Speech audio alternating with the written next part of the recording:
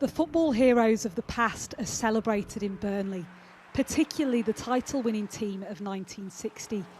But this town, like many others, are confronting the darker side of football, the possibility, even the probability, that the game these men loved is now killing them. 6 of these smiling faces have died with dementia.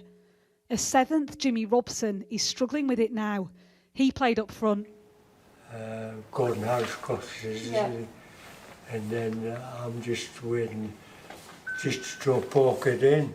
I used to head it and pass out for a second and then get me wits about us and just carry on. Alzheimer's it is a football disease. Jimmy's now cared for by daughter Daney. You know, he's ringing you up from Burnley Town Centre saying, I've lost the car, and you're thinking, oh, you know, what's happening here? And gradually... I'd park the car somewhere and not being able to find it. But then more things start and the deterioration starts. And, you know, it's awful because he's your big, strong dad that you love, he's people's hero, and roles have reversed, haven't they? I mean, you watch Chelsea v Burnley on a Monday night and then it's on a Tuesday afternoon and he thinks he's watching Chelsea v Burnley live again, you know. Together with Anne McElroy, the daughter of Burnley's star player Jimmy McElroy, they support each other because despite recent research showing footballers are 3.5 times more likely to have a neurodegenerative disease, they're not getting the support from elsewhere.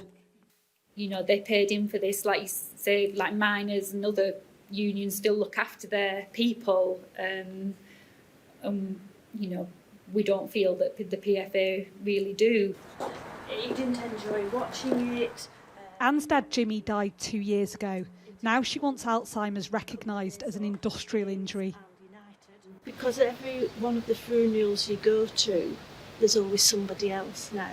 And people will say, so-and-so's now got a diagnosis of Alzheimer's or got a diagnosis of dementia. So I do think it's really important, and I would love the Football Association to identify and acknowledge that it's something that needs to be really looked into. Ray Pointer developed the first signs of dementia in his mid-60s. His decline coincided with his wife having chemotherapy. She'd pop her head into my dad, who was sat in the front room, and say, right, I'm off now. And he'd basically turn around and go, oh, I'll have a good time, because he had no recollection of where she was going to. My dad won the Football League with Burnley, he played for England, and then to see him at the end was just a totally different person. And they're there as a figure, but the actual person inside's gone.